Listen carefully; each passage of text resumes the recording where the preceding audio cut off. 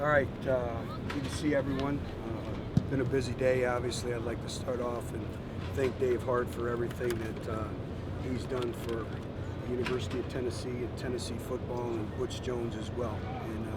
And everything is about leaving a place better than the way it was when you came here. And I can tell you this, I think I speak for everyone. I think speak for every single coach. Dave Hart has made Tennessee athletics much better because he was a leader. When you look at our academics, you look at our entire structure, you look at the morale inside the building, you look at all the progress, you look at the facilities, that's all his vision. And so again, I'd like to say thank you to him. And, in terms of football, obviously coming off an off day, start of school, was very interested to see how our players would respond. I liked the way they came out with energy. I liked their effort early, but way too many mistakes. We're not playing winning football right now. Too many balls on the ground, not playing to our style of play in terms of effort and fundamentals. We talked about being a defense that hunts the ball and generates turnovers. I didn't see much of that today. And we have to get our scout teams. It's the first time we've really gone scout teams and really didn't like their style of play, but that's why you practice. We'll get better, we'll be better for it. But I did like their approach to practice today, but I want a clean practice. We got to start getting game ready now. The intensity, everything has to pick up. It's basically game week for us in a mindset, and we have to challenge our conditioning. And I think it's a wake-up call for the younger players in our program. We always talk about there's 4 phases to football. There's offense, there's defense, there's special teams, and there's the speed of life. And I think the speed of college life caught up with them a little bit now of having a full class load and having your student body on campus and the clutter and the distractions and being able to take care of your body, get your 8 to 9 hours of rest, hydration, full-time study hall at the Thornton Center, all that goes into it. So they're kind of going through a learning process right now. So I'll answer any questions you may have. Coach, you referenced not a clean practice. How much of that is some of the injuries that you have from the mounting? I wouldn't say mounting any injuries. I think we're ahead of schedule right now injury-wise and where we've been. I think it's nagging camp injuries. The only significant injury right now is Chance Hall. Chance had some arthroscopic surgery on his knee. He'll be out anywhere to 4 to 6 weeks, but we got great news on that. So, we look forward to getting him back. A lot of things are just nagging injuries that you go through camp, but I think a lot of it too is our players learning how to take care of themselves, and they've done a good job to date, but it's a lot of the younger players. But I think that does challenge you a little bit. We've also held some players out just for precautionary reasons to make sure that they're fresh and all that. But I think it has a little bit, but it's the next guy in, the standard, the expectations, our work capacity that never changes no matter who's on the field. Which is kind of a story that's been told many times by now that you stayed in the hotel room with Dave Hart till I think 5:30 in the morning and accepting the Tennessee job. What about your relationship was born that night, and how much differently might have you viewed the Tennessee job had you been meeting with someone other than Dave Hart? Well, that was a long night, and I had a great job. We had just won a championship, and I wasn't looking to leave. But obviously, it's Tennessee, and it's a great tradition, great fan base, everything. But that was a long night in Lexington, Kentucky. But Dave Hart sold me on a vision, and he's given us everything that we've needed to be successful here. He understands, what it is to be a coach. So he's meant a lot. And it's not just football. If you talk to Rick Barnes, if you talk to Holly, if you talk to anyone, he's very supportive. As we all know, he's extremely competitive. He thinks like a coach, and that's been very helpful in turning this football program around. Have you met him before that? Was that the first I had not. What did you know about him going in? I tried to do my research right away, and what I knew is he had a tremendous reputation of building programs. When you look at the success that he had, whether it was East Carolina or Florida State. So I know everyone spoke very highly of him, of the individuals that I spoke with. You've been pretty supportive of him and the job that he's done throughout his career. Are you disappointed at all that he's going to be stepping down? Oh, that's life. And, things sudden change and things happen all the time, and that's a decision that him and Pam made, and we're going to respect that decision and move forward. And I know that he's looking forward to the next phase of his life, but he has unfinished business here.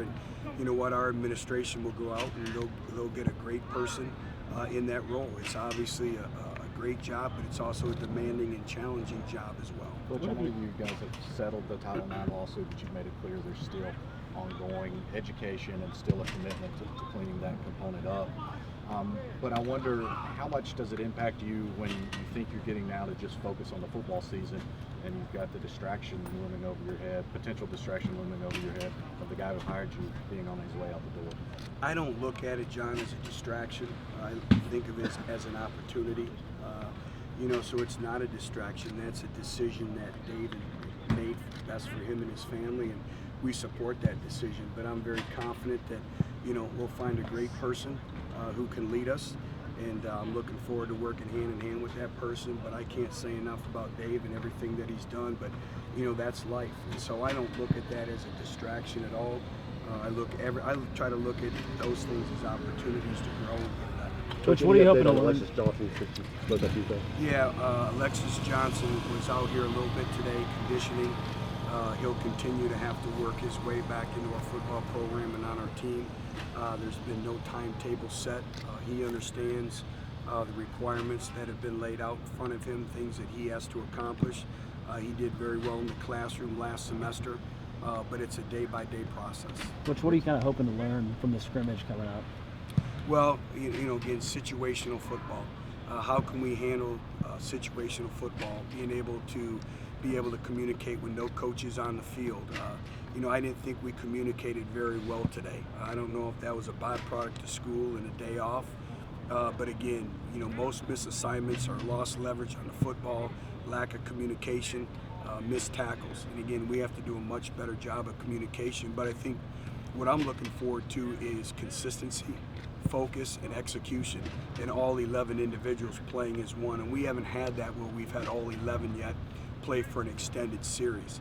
And that's something that everyone has to take responsibility for and execute and do their job. It's an What important are some of the opportunity. players you're looking at on the offensive line? You said you wanted to go 7 or 8 deep. Are there some guys that are emerging as candidates for that rotation? The great thing is we have competition there, and everybody's pushing everyone, and we look forward to getting chance back. But it's also an opportunity for some individuals to step up, and there's individuals that have worked hard, and now it's time they have an opportunity, and now go make the best of it. And it's from Vince Elbow, where Drew Richmond's been doing a very good job. Obviously, Brett Kendrick's been very, very steady.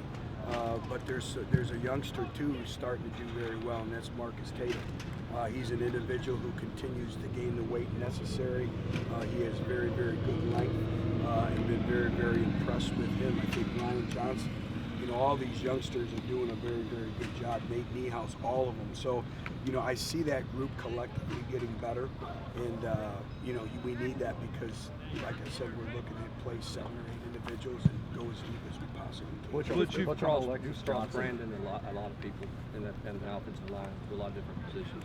Coleman Thomas has played a lot of places. Will you look at him for security purposes with some reps at right tackle, or how do you manage him because he does have experience at that position? Well, we will a little bit, and it's very beneficial for us that Coleman has played tackle in the past. So we've moved individuals around, and you can never have enough guys who play center. I want to say our first year we played in a bowl game, and both of our centers went down, and it's the most uncomfortable feeling on the sideline when you're worried about who's snapping football. So again, we've worked a lot of individuals in there. Coleman is our center, but we will move him around a little bit just for security purposes. Butch, I saw Boulware get some snaps at center today, and then Yeah. following up on Alexis.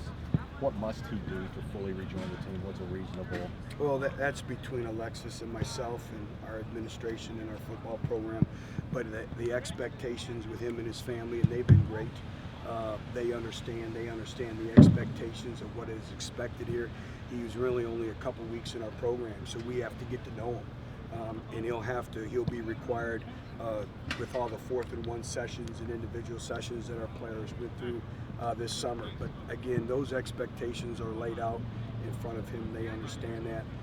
Again, it just gets back to playing a lot of players at center.